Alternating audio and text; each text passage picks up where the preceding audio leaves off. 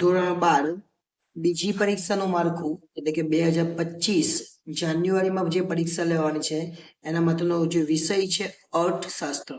અને આ અર્થશાસ્ત્રની અંદર શું પૂછાય છે અને કેવી રીતે પૂછાશે એની આપણે વાત કરવાના છે. તો સૌપ્રથમ આપણે વિભાગ એ થી શરૂઆત કરીએ. વિભાગ એ આપણા માટે 20 માર્ક્સનો થવાનો છે. અને જો 20 માર્ક્સનો વિભાગ એ હોય એનો મતલબ કે 20 MCQ આપણને પૂછાશે. કુલ આપણા 11 ચેપ્ટર છે એટલે આપણે 11 ચેપ્ટર લખી દઈએ. 3 4 5 અને 6.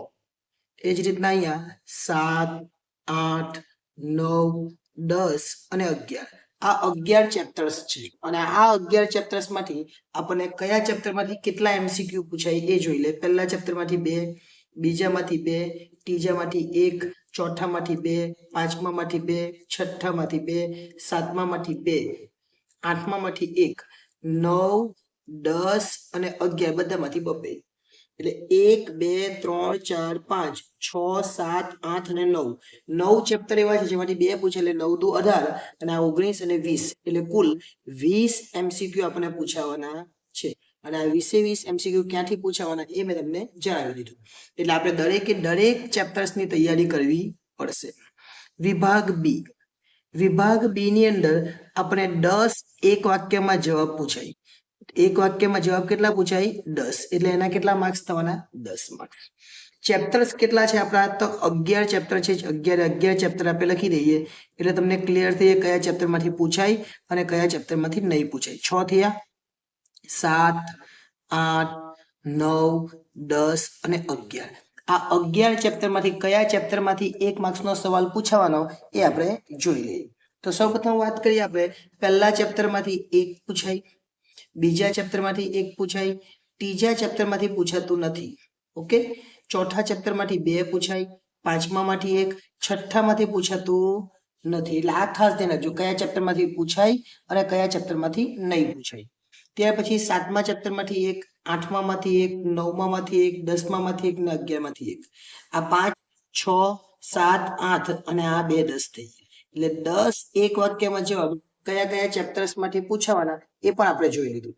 પણ ખાસ એક રિક્વેસ્ટ છે તમને કે આ એ અને બી ની જો તૈયારી કરવી હોય તો તમારે દરેક વસ્તુ વાંચી લેવાની. આ તો તમને ફક્ત જો સમય ઓછો હોય તો આટલા ચેપ્ટર્સ પ્રમાણે તૈયારી કરવાની. આ ત્રીજું ને છઠ્ઠું નહીં વાંચવાનું જો સમય ઓછો હોય તો. પણ હવે સમય તમારી પાસે હોય તો ત્રીજું ને છઠ્ઠું 2 જ બાકી રહ્યા એટલે એ પણ વાંચી લેવાનું. હવે વિભાગ સી થી શરૂઆત કરવાની જે ખૂબ જ અગત્યનું છે.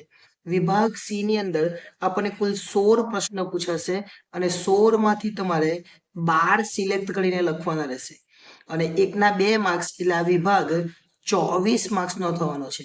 કેટલા માર્ક્સનો વિભાગ છે? 24 માર્ક્સ. અને જો 24 માર્ક્સનો વિભાગ હોય અને ચેપ્ટર્સ આપણી પાસે કેટલા? તો 11. 1 2 3 4 5 અને 6. ઓકે, ત્યાર પછી 7 8 9 10 અને 11 ચેપ્ટર્સ આપણા થઈ ગયા. આ 11 ચેપ્ટરમાંથી ક્યાંથી પૂછાવું? તો જે પહેલું ચેપ્ટર છે ને એમાંથી 2 સવાલ પૂછાશે, બીજામાંથી પણ 2 પૂછાય, ત્રીજામાંથી પણ 2 પૂછાય અને ચોથામાંથી પણ 2 પૂછાય. પછી પાંચમું છે ને એમાંથી 1 જ અને છઠ્ઠામાંથી 2.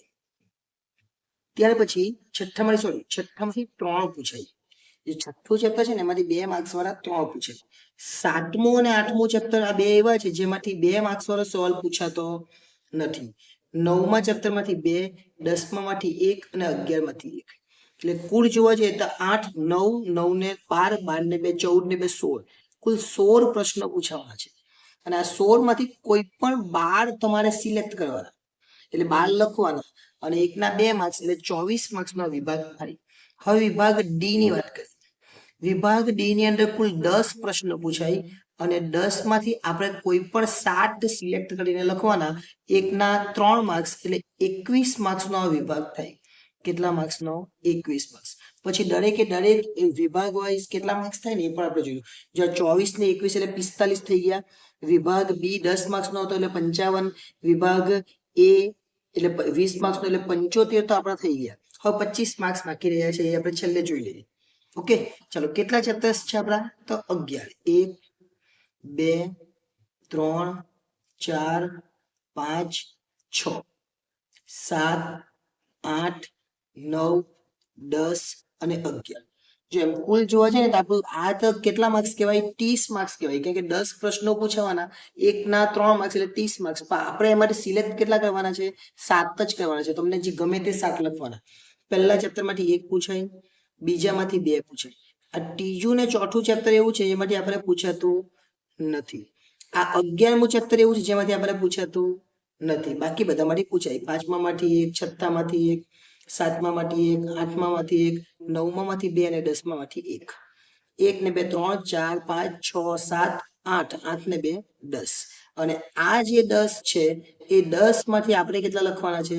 7. બાકીના 3 નહીં આવડે તો પણ આપણે પૂરા માર્ક્સ મેળવી શકીએ એમ છે. હવે છેલ્લો વિભાગ એટલે વિભાગ ઈ. અને વિભાગ ઈ પછી આપણે જોઈશું કે કયા ચેપ્ટર્સ માંથી કેટલું કરજો. જોઈ લે આપણે. ચલો, એ, બી, સી, ડી અને ઈ. આપણે જોઈએ આમાં 20 માર્ક્સ હતા, આમાં 10 પ્રશ્નો હતા, આમાં 12 પ્રશ્નો 2 માર્ક્સ વાળા એટલે 24, આમાં 7 પ્રશ્નો 3 માર્ક્સ વાળા એટલે 21, અને જે ઈ વિભાગ છે એમાં 5 પ્રશ્નો 5 માર્ક્સ વાળા એટલે 25. જો કેટલા થાય તો 20 ને 8 30 થઈ ગયા. ઓકે, ને આ જોવા જઈએ તો કેટલા થયા? 45 એટલે 45, 70 ને 45 એટલે 75, અને આ 25 એટલે 100 માર્ક્સનું પેપર થઈ જાય. પણ 100 માર્ક્સનું પેપર નથી, આ પેપર એના કરતા પણ વધારે છે. કેમ? આ વિભાગ એ તો 20 માર્ક્સનો જ પૂછવાનો, વિભાગ બી પણ 10 માર્ક્સનો જ પૂછવાનો, પણ જે સી છે ને એમાં 16 પ્રશ્નો છે. આપણે 12 લખ્યા એટલે 24 માર્ક્સ, પણ 16 દુ 32 થાય.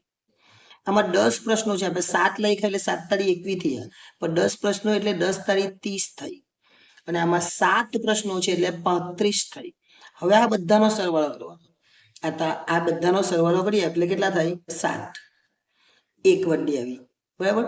આપણે 7 કરીએ. 2 ને 3, 3 ને 6, 6 ને 9, 9 ને 12, 127 માર્ક્સનું પેપર પૂછાવાનું.